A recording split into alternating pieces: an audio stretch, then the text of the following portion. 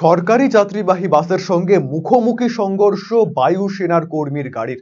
দুর্ঘটনাটি ঘটেছে বাগডোগরা বিমানবন্দর সংলগ্ন ৩১ নম্বর জাতীয় সড়কে। জানা গিয়েছে, বাগডোগরা বায়ুসেনার ছাউনি থেকে ৪ চাকার গাড়িটি বেরিয়ে বাকনিতে যাওয়ার সময় ইসলামপুর থেকে শিলিগুড়ির দিকে যাওয়া সরকারি যাত্রীবাহী বাসের সঙ্গে মুখোমুখি সংঘর্ষ ঘটে। ঘটনায় চালকের এয়ারব্যাগ পর্যন্ত খুলে যায়। জানা গিয়েছে, আহত মহিলা বাগডোগরা বায়ুসেনায় কর্মরত। এরপর তাকে উদ্ধার করে নিয়ে যাওয়া হয় বায়ুসেনার হাসপাতালে। দুর্ঘটনার পর বাস চালক এমডি আলী জানিয়েছেন, বায়ুসেনা কর্মীর গাড়িটি আচমকাই সামনে চলে আসায় এই দুর্ঘটনাটি ঘটেছে।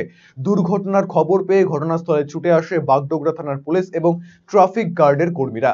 পাশাপাশি দুর্ঘটনার খবর পেয়ে ছুটে আসেন বায়ুসেনার কর্মী এবং বায়ুসেনা পুলিশেরা।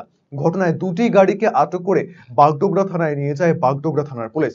ইতিমধ্যেই পুরো ঘটনা তদন্ত শুরু করেছে বাগডোগরা থানার পুলিশ।